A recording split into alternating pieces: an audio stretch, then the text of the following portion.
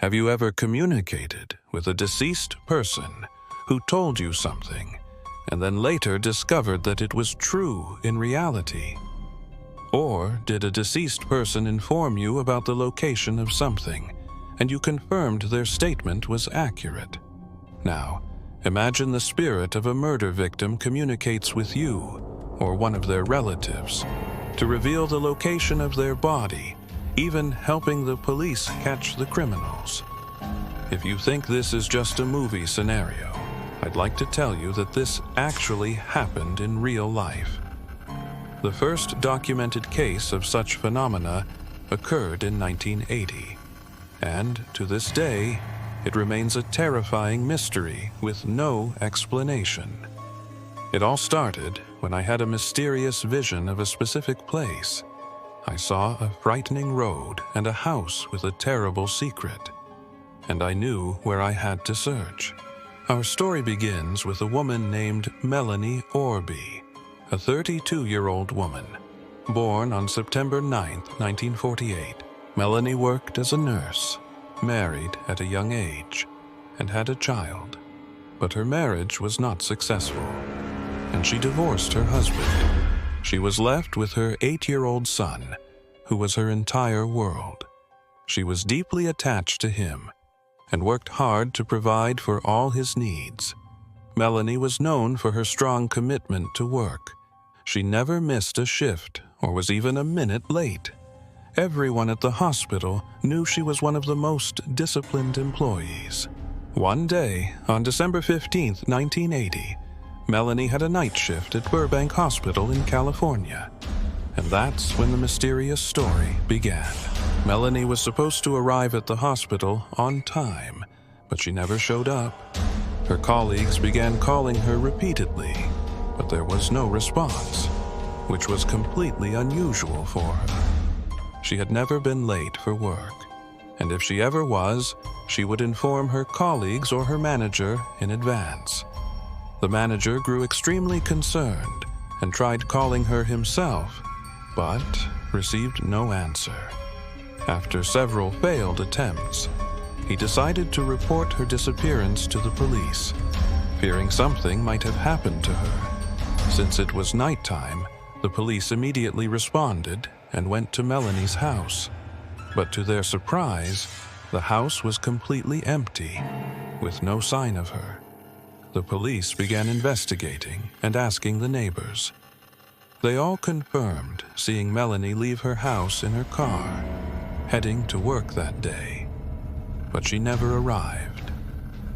Another day passed, and Melanie remained missing with no trace until the police received reports about a fully burned and charred car found in a remote area. When they went to the scene, they discovered the car belonged to Melanie, but there was no sign of her inside. At that moment, the police realized that whoever had burned the car was trying to cover up some evidence, but the most important question remained unanswered. Where had Melanie disappeared to?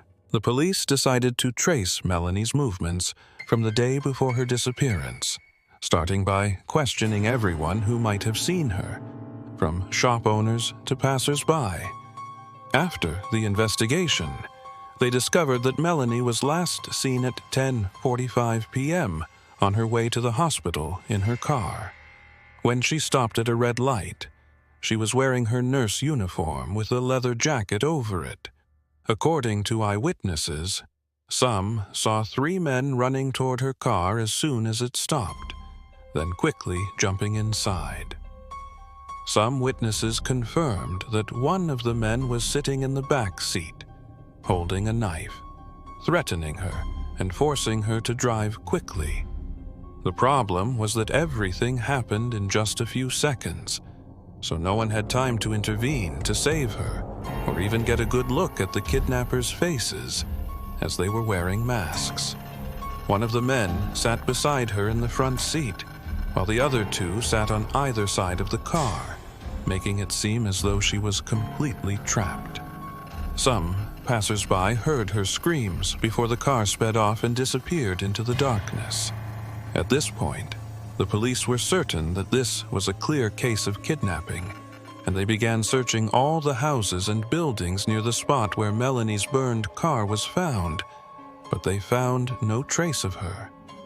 The incident caused widespread fear among the local residents, to the point where many became afraid to leave their homes or go to work, fearing they might face the same fate as Melanie.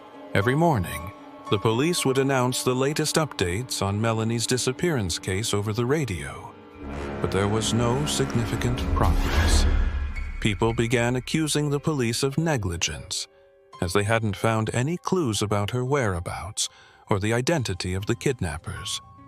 On December 2nd, as the police made their usual announcement about the developments in the case, everyone hoped to hear news of the arrest of the perpetrators, but there was no new information. Among the radio listeners that day was a woman named Etta Smith, 32 years old, working in a factory that specialized in manufacturing aircraft parts. Her job was highly sensitive, as she was responsible for quality assurance, which gave her a strong government clearance and a prominent position. She was not just an ordinary woman, but a distinguished figure, hard to approach. While sitting in her office, listening to the radio, she heard a strange voice behind her saying, "She's not at someone's house." She quickly turned around, but found no one in the room, even though she was certain about what she had heard. Before she could process what was happening, she began seeing images, as though her mind were displaying scenes from a movie. There was nothing visible in front of her, but the images were very clear in her mind. A strange valley, a road surrounded by trees, a field full of grass, a white nurse uniform. Etta felt intense fear, as she had a strong feeling that the images were revealing the location of the missing nurse, and perhaps she was still alive. Her first thought was to go to the police and tell them about the location, but hesitation and fear took over. How could she explain that she saw the place in her mind? Would they accuse her of witchcraft or treat her as crazy? But as time passed, she was overwhelmed by a strong sense of guilt. She realized that if she ignored this vision, she might be the reason Melanie was never found. In the end, she decided to face her fears. She asked for permission to leave work and went straight to the police station. When she arrived, she told them everything she had seen in her mind. Surprisingly, the police didn't ignore her words. They considered it the first real lead in the case. She was referred to the investigator handling the case, named Ryan, and thus began a new chapter in this mysterious enigma. When Etta sat down with investigator Ryan, she told him that she had information about the missing nurse, Melanie, and that she might need help. The investigator was surprised and skeptical about what she said, but he decided to listen to her.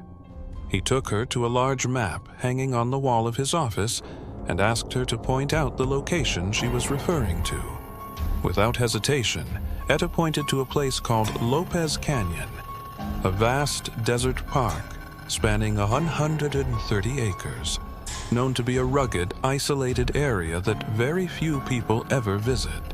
When the police asked her how sure she was about the location, she hesitated before responding. "I'm not 100% sure, but I have a strong feeling she's there." Investigator Ryan wasn't convinced and asked her how she knew this place and what her connection to Melanie was. But Etta refused to answer, simply saying, "It's not important how I know. What matters is you go and check for yourselves. Maybe the girl is still alive and needs help." But Ryan wasn't easily convinced and insisted on knowing the source of her information.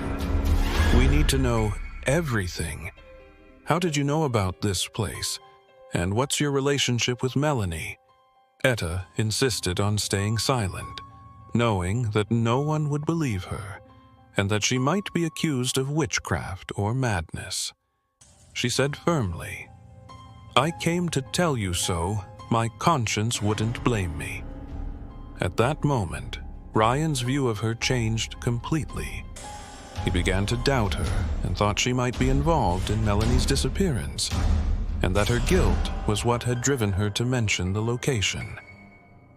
Due to these doubts, he decided to conduct an intensive investigation into her background. After looking into it, he discovered that Etta was not an ordinary woman. She was known for her work discipline and held a strong government security clearance, meaning she wasn't someone to be taken lightly. Additionally, she had no criminal record or any prior suspicions. At this point, Ryan started to realize that there was something unusual about this case. Investigator Ryan wasn't convinced by Etta's words, and he wanted to get rid of her in any way possible. He slyly said, "We've already searched that area, and we didn't find anything." He was trying to deceive her so she would back off from the case, but Etta could tell from his tone that he was lying and that the police hadn't actually gone there. He tried again to push her away, saying, "Don't worry, we'll send a helicopter to search the area, and if there's anything there, we'll find it." But Etta didn't believe him for a second. She knew he was just trying to push her out of the way. So, she decided to take matters into her own hands. She quickly returned home, and instead of backing down, she decided to go to the place she had seen in her vision. She took her 2 young children, aged 7, and put them in the car, heading toward Lopez Canyon, the isolated place she had seen in her mind. As she drove along the road, the images started appearing in her mind again, as if her mind was guiding her to the exact spot where Melanie's body was located. She saw a specific tree beside the road and felt sure this was the right location. When she arrived, she was shocked. The body was indeed there, right behind the tree, just as she had seen it in her vision. But the scene was terrifying. The body was completely naked, torn in a horrific way. Her skull was completely crushed. One of her shoes was torn, with one part lying on the body, and the other on a nearby rock. Etta was overwhelmed with fear. But she composed herself, quickly got into her car, and drove as fast as she could back to the police station. She rushed into the station, shouting, "Help! I went to the place, and I found the body there." Investigator Ryan, who had been with her just an hour before, stood in shock. How had she managed to find the body so easily when the police had been unable to find anything for weeks? Without wasting any time, he gathered a team of officers and went with her to the site. Sure enough, they found Melanie's body exactly where Etta had described, with all the precise details she had provided.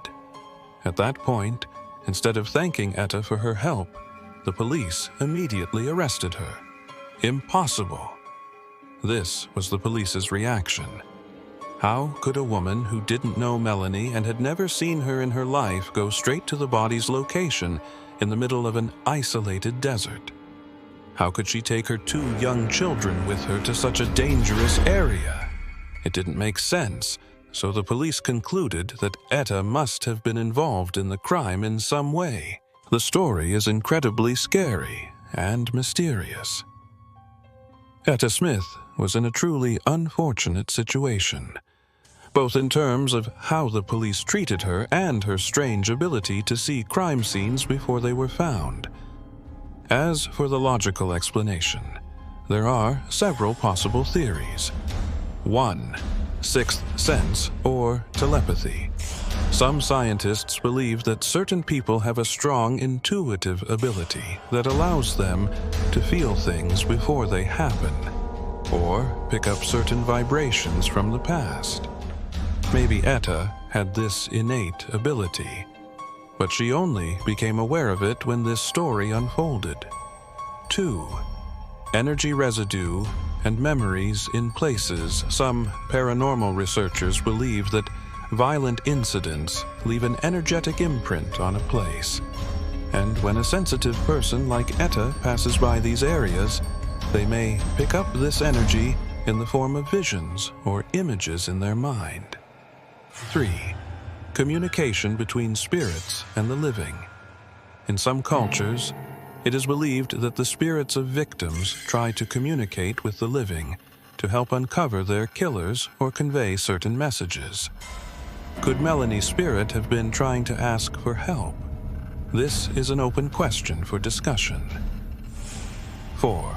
The subconscious mind and the unconscious. There is a theory that suggests our subconscious mind can analyze information that we aren't consciously aware of. And maybe Etta noticed something in the news or heard about similar cases, and her subconscious mind connected all this information and produced an accurate vision of the crime scene. But can this really happen? If this were the only story, we might say it's just a coincidence. But there are many similar stories, which makes the topic truly mysterious. By the way, this idea could be turned into a whole series about crimes solved in unconventional ways. We could talk about other cases like the Black Dahlia story and more. If you'd like to continue with this type of content, let me know.